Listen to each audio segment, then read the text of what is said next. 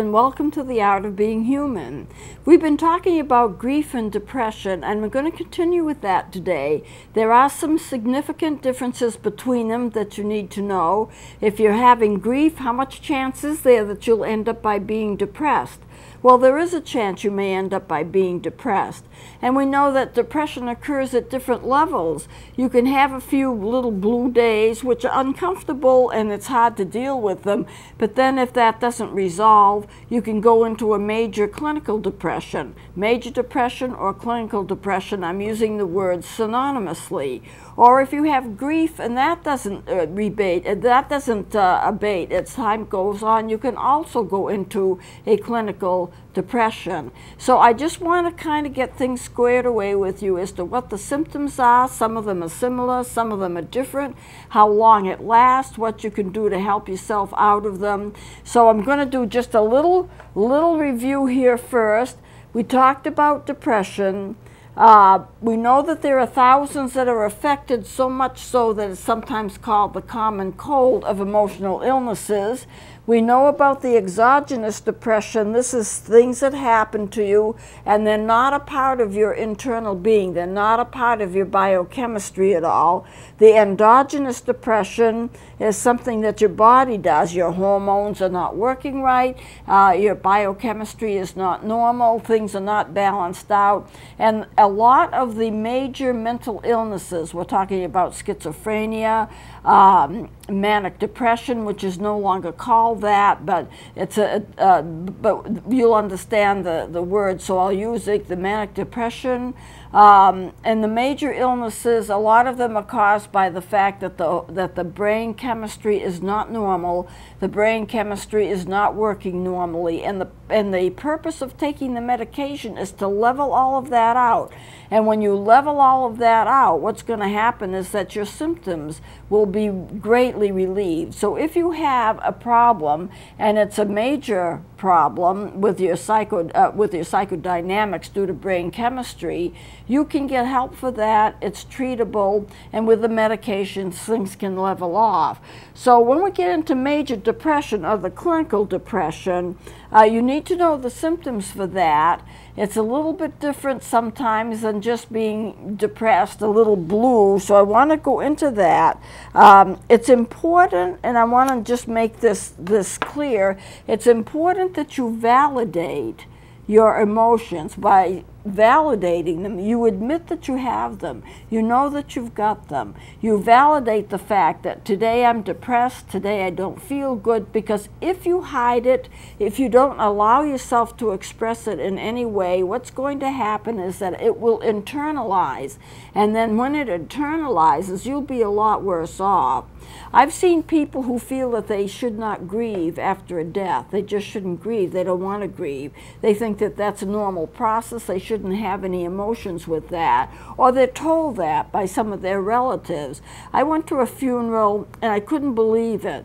It was a funeral of a friend of mine, and the mother was there, and of course she was upset, and of course she was crying. Somebody came along and said, "Do not cry. Do not grieve." And I wanted to go up and say, don't listen to her. She doesn't know what she's talking about. Grief is a normal process. If you force yourself not to grieve and it internalizes, you may think you're doing well, but at some point you're going to get that grief back, and it's going to be 3 times as bad as it was. And if you had allowed yourself to grieve, it would have been all over with. So grief is intense, but it does relieve itself. Grief is intense, but it rebates after a while. And that's important to know. Depression can linger. So you don't want to have a grief process that's complicated and you end up in a major clinical depression because you were not able to grieve. And that's what it could turn into. So it's important to handle grief when you have it. Depression is similar to grief, but it's not exactly the same. A clinical depression or a major depression is very, very serious, and it's not an ordinary thing that people go through. Some people are depressed for years. They have an illness, and the illness is depression, and it really needs to be treated. So if you have a case of feeling blue, and it just doesn't seem to be going away, you need to be careful and watch it, because if it doesn't go away, if you can't get away from it, then it may turn into a clinical depression. Grief is very, very intense. It's horrible. You don't want to go through it. It's an awful thing. You're crying. You can't control yourself. You just miss the person so much. And yet at the same time, as intense as it is, it will lessen within a few days, and you'll have more control of yourself and you'll feel better. It doesn't mean that you're not grieving, because grief takes time. It takes a year. They say that you should not make any major decisions, say supposing that you're married and your spouse dies. They say you should not make any major decisions for at least a year after the death, because you're caught up in the grief process, and that's going to remain, not as intensely, but certain aspects of it will remain, and then you have a problem sometimes making decisions. If you make decisions in the moment after a death, well, I'm going to get rid of the house, I'm going to move, I'm going to do this, I'm going to do that, you may end up by making the wrong decision in the long run, and you look back and wish that you hadn't done it. You wish you hadn't gotten rid of the house. You wish you hadn't moved. You miss your friends and so forth. So if you can possibly do it, and I realize that sometimes it's not possible, but if you can possibly do it, give yourself time after a death, after mourning, to make decisions when you're clear-headed, when things come to you and you understand what's going on and what's best for you, what's best for your family. Don't try to make all your decisions at once. It doesn't work. Now, incompleted grief, what happens if you get into a complicated grief? What happens if your grief is not complete and it moves into depression? Well, what would cause you to have a complicated grief to begin with? Here are some of the things that go on that cause you to have a complicated grief. One, if the death was not expected. We're dealing with death, but there's lots of other reasons for grief too, and I'll be going into that. If the death is not expected, say it's the death of a child, or a person who's young that you didn't expect to die, a young person like a teenager that's involved in an automobile accident and they die, something that's not expected will lead you to a complicated grief. If death is due to the loss of a loved one, that's young, one that you expected to live for a long time, one that had a good future, that will cause you to have a problem with grief. If death is due to a suicide, that's always complicated, because there's always a lot of guilt. Why couldn't I have stopped him from committing suicide? Why couldn't I have done this or that or the other? Or if it's a drug overdose and the death is caused by a drug overdose, you have that same problem with guilt. People tend to blame themselves for the death of other people. They shouldn't do it, especially if it's a suicide or if it's caused by a drug overdose or some kind of alcohol poisoning. You cannot take the responsibility for somebody else's life. You can try to be there for them, you can try to help them, you can do what you can do, but you can't take responsibility for their life. I remember I had a student who threatened suicide all the time, and it was always on a Friday. She would come to me and she would say, "Miss Rainey, I won't be here on Monday, you won't be seeing me again. I'll be committing suicide over the weekend." Well, that's something that's going to ruin my weekend right there, just the thoughts of that. And you do what you can to intervene, but if they keep threatening and threatening and threatening. Now, I knew this person pretty well, and I had an idea, and I wanted to try the idea, and I finally said to her, and you can't do this with everybody, don't try it with everybody, but if you know the person, sometimes you know what you can do and what you can't do, what's safe to do and what's not safe to do. So this person I drew to one side, and I said, every week you threaten suicide. And I said, I don't want you to die. I like you, I don't want you to go, but I cannot take responsibility for your life.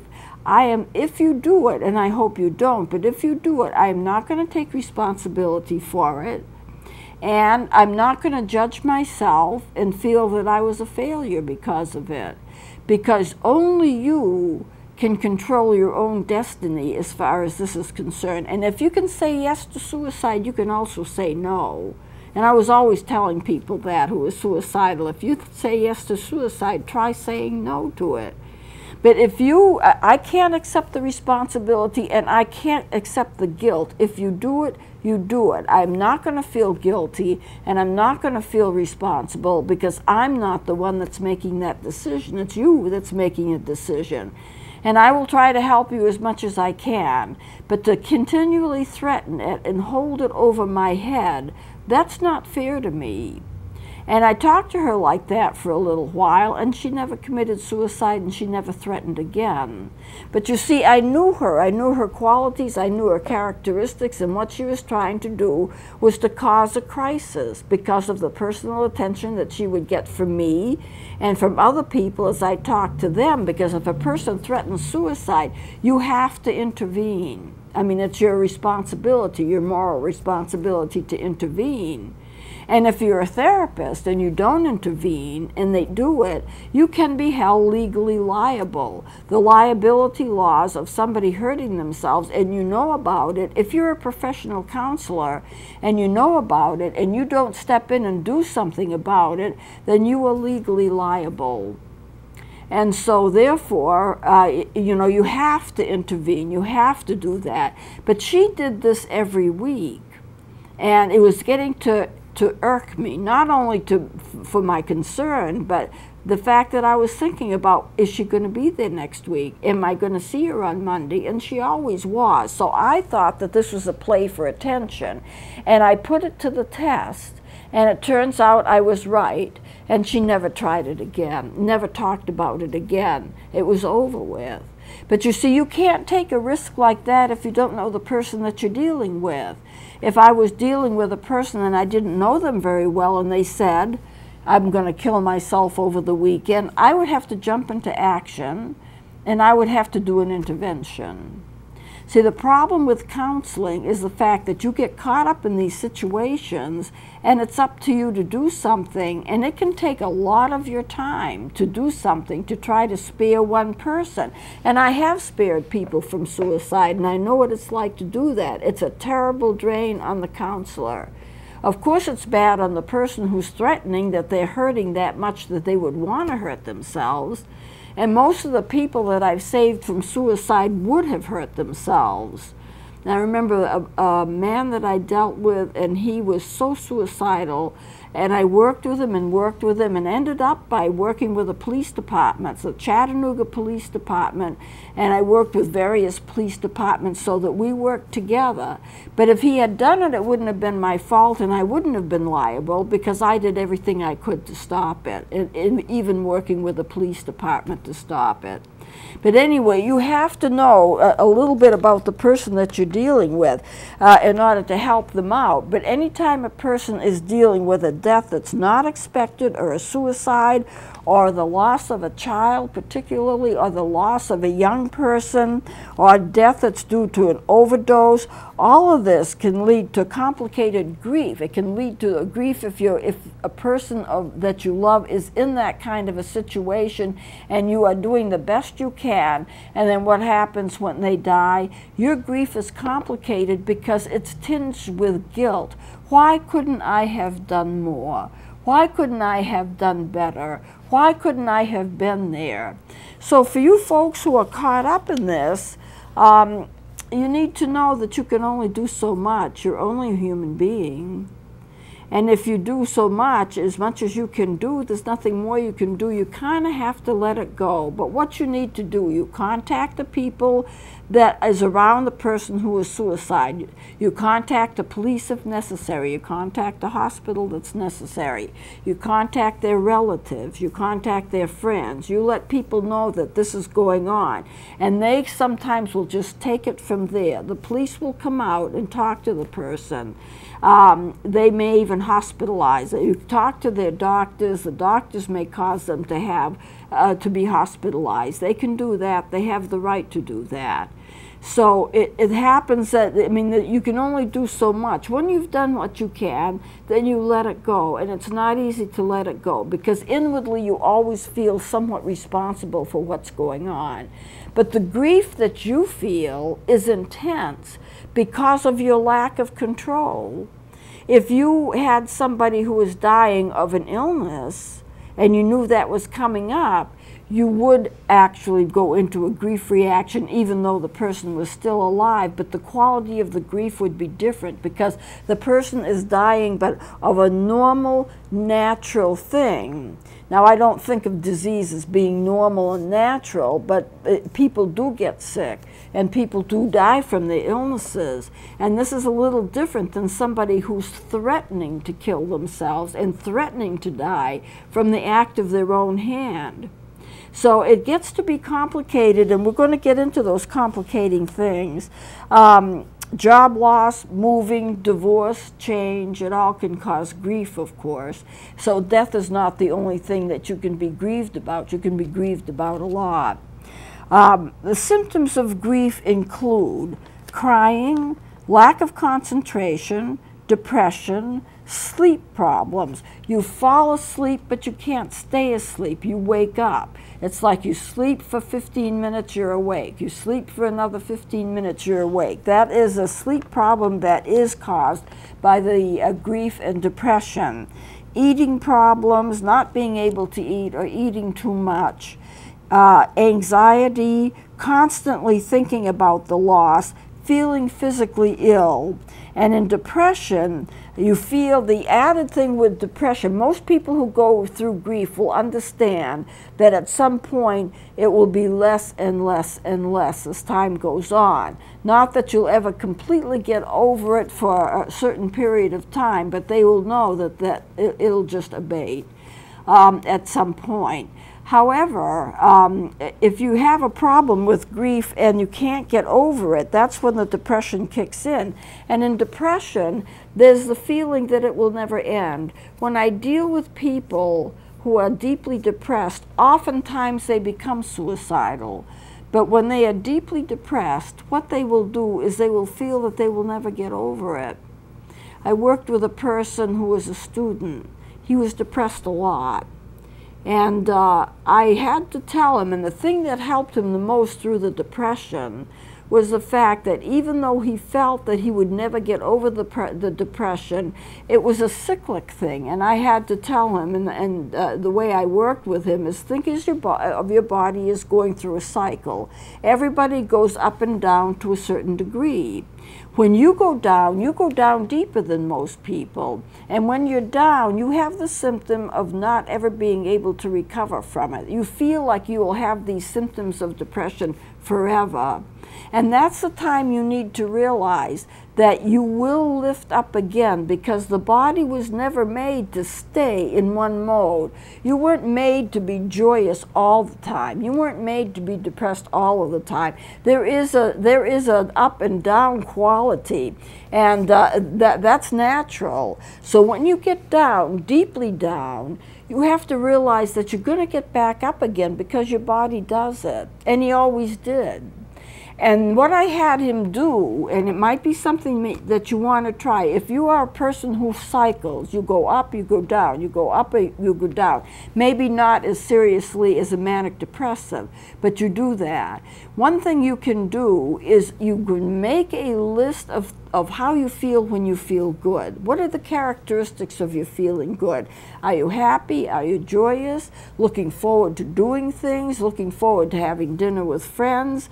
Feeling that the world is okay? And then when you crash, that all disappears. Keep that list with you, because when you lift up again, you're going to feel that same kind of way as you did before. You're going to feel better. You're going to feel like life is okay again. And when you get deeply down, you need to know that those good feelings will return. It's just a case of cycling back up again. Of course, I think a lot of people who cycle need medical help, because even though they're not as deeply depressed as a manic depression person would be, it still is deep enough that you may need to have some help in getting up. But you can get up and you can feel good, and it's not the end of the world. So when he got really down, he started thinking, I'm going to lift up. But what he had to do is talk to himself.